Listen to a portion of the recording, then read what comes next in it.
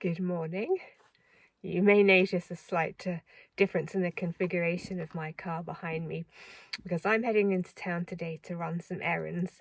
Amongst them is I'm going to be taking my brush cutter.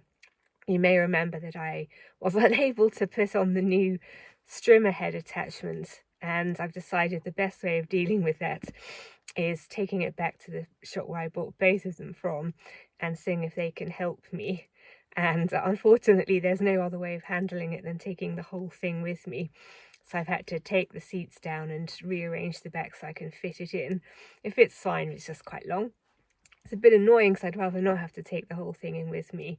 But I thought it would be the best way of demonstrating what the problem is. So I'm very much looking forward to heading into town and knocking out one or two little chores, some of which are more fun than others. I recently bought a new watch for myself, which needs to be resized, so I'm hoping I can get that done. And one or two other bits and bobs alongside the inevitable trip to Bunnings, where I'll be buying materials to help with the work I'm going to be starting soon on the inside of the house with the replastering and redecorating. So I'll catch up with you about that later. But yes, for the time being, I'm heading off into town.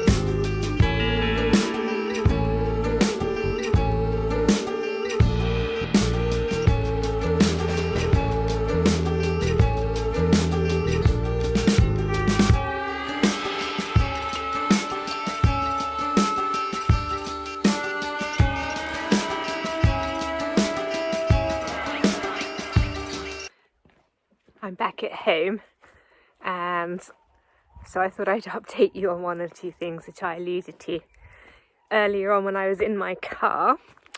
So I have got my brush cutter back at home, and I will talk you through that. Oh, do you want to say hello to the kangaroos over there before I carry on? I'll zoom you in.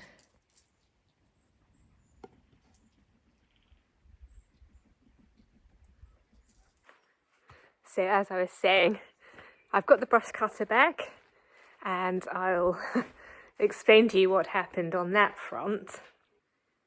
Here it is, and essentially what they did, which to be fair is something which Will suggested, but I didn't want to do it in case it rendered returning it impossible.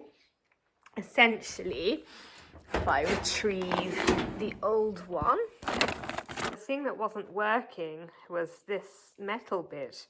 So the rest of it was more or less identical, but for whatever reason, it was impossible to screw the new one onto the brush cutter, the 129R.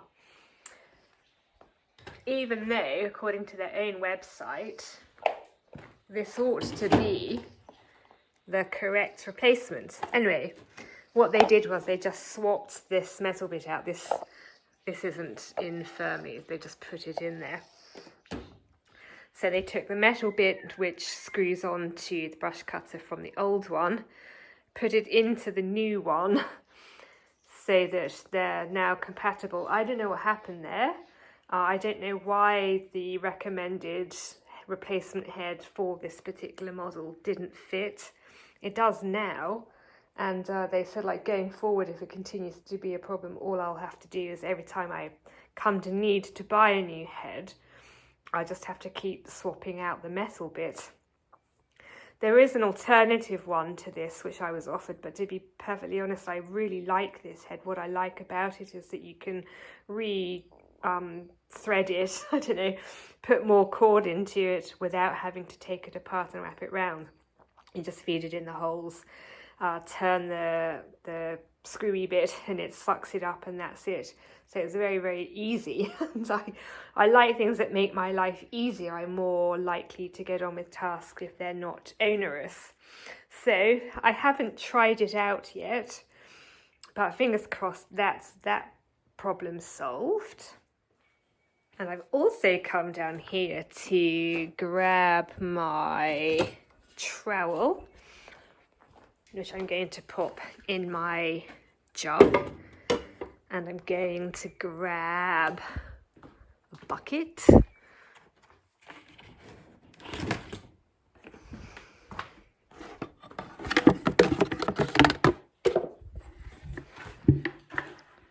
Because, as you may or may not know, Will and I are starting the process of redecorating both the interior and exterior of our house.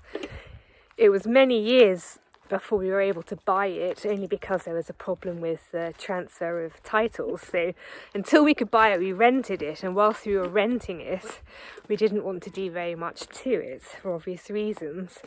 Now that we own it outright, we can finally crack on with the things that we would have done years ago, and that includes decorating it. And one of the things that involves, first of all, is laying the foundations, with most houses, I suppose, because internally some of the mortar is worked loose and there's little holes and cracks that we're wanting to replace before we paint it. We've already chosen the paint, but we need to do the preparation work. So the house and the building behind me, as you may be able to see, are made out of mud bricks, and we had assumed that the mortar and the render was a lime mortar. So I had been in contact with a company who asked me to send off a sample, and when they analysed the sample, they discovered that actually it's not lime render at all. It's a basic mixture of clay, and they said that there was other things in there, like some grass particles and some brick dust particles. So it does seem as if it's a very, very basic render that was made from the same material that the mud bricks themselves are made out of, gathered from around the house. Now, luckily, I have been working on a project behind the house, which I'll quickly show you here, where I've been working on making a space to put in some raised beds for my kitchen garden. And if I put my stuff down, as you may be able to see, I have this little soil layer, and then all of this is clay. So I have no shortage of clay. In fact, as you can see, most of the garden is tenuously sitting on a very small amount of soil, sat on a very, very large amount of clay. So, using my equipment, what I'm going to do is go and grab some clay, and I've been given a ratio of 2 to 3 parts sand, which I picked up today, to 1 part clay. And the other thing that you can do to add to this very, very basic render is add fibre. And the fibre that we decided to go with a while ago is horsehair. Just trying to find it. So I have here a bag of horsehair. So what I thought I'd do now that I'm home, is do some experimenting. I gather all you really need to do is grab some clay, add your sort of binding agent, which, as I say, is horsehair, add a bit of water, and then I'll be adding 2 or 3 times the amount of sand as I did to clay. So what I'm thinking of doing is going up to here with clay and then adding 3 of these to the clay at the last minute. I'm hoping that the ratio 2 to 3 doesn't matter if it's by volume or by weight, so long as it's the same ratio. I don't know, but we'll find out. It's all a bit experimental. And I'll see you in a minute when I've made my concoction. I have no idea how much horsehair to add, but I have decided that what I'm going to do is snip it up, because I just can't see putting it in whole is going to work, considering that what I'm filling in is largely quite small holes. So I'll get this bag open and have a think about that. Here's my horsehair. Not my horse, but my bag of horsehair. No horses were harmed in the production of this horsehair, which a horsey friend of ours provided to us. I am no fan of horses. So yes, I think I'll take some of this out, I'll snip it up, chuck it in. Just guessing the ratios and quantities. It's all a bit makeshift, but we'll see. I've decided to go for a layer like that on top of the clay. I have seen historic buildings in the UK before and been involved with historic buildings, and I have seen plaster and renders with horsehair, and I don't remember them being overly hairy, so I'm starting with this anyway, a slight layer. Horsehair's funny stuff, huh? It's kind of like got a texture somewhere between shredded wheat and pubes. Did you hear that? Noisy frog in the background. Anyway, yes, shredded wheat and pubes. But if it turns out that that's not enough ratio-wise, I've got plenty. I've got plenty if I have to come back to the drawing board and do this again. As I said, this is all a bit experimental, and what I'm trying to achieve is a finish which won't crack once it's dried.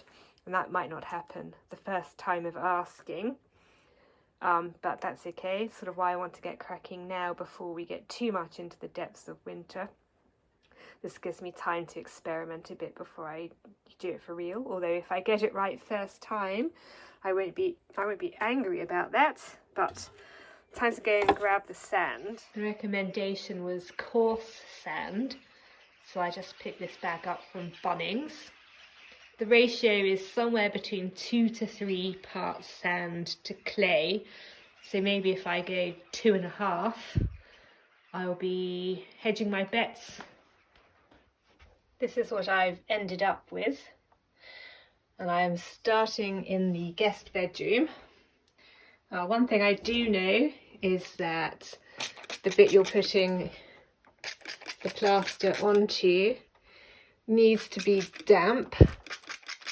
So I'm just doing that before I start applying the plaster. Let's see what happens. Well, that's that project started. You can see where I have put up the plaster. Some spaces, quite a lot. I've just started in here to test it out. I don't want to go mad doing the whole house. I will say my plastering instinct is telling me that there's a chance that that mixture was too high percentage sand. It was very, very sandy. I sort of get the sense that, no, maybe our clay is a slightly higher proportion sand than other clays, so it was very crumbly. So I'm concerned that as it dries it'll just fall out. However, I have to start somewhere, so I went with the ratio that was recommended to me by the company and by other online sources. And if it does prove to be too crumbly, I'll just reduce the proportion of sand and do it again. It's not like it takes long, and it's not like I have a lack of supplies to do it.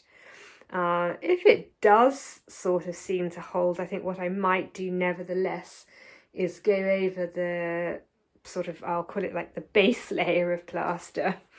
I'll go over the base layer with a layer that is a higher ratio of clay to sand just to get a smoother finish.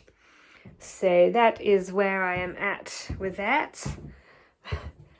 Beta seems to want to stick her head out the window. Anyway, I will keep you updated, but it may be, you know, a few days before I know quite what the situation is. But as I say, I will let you know when there's something to tell you.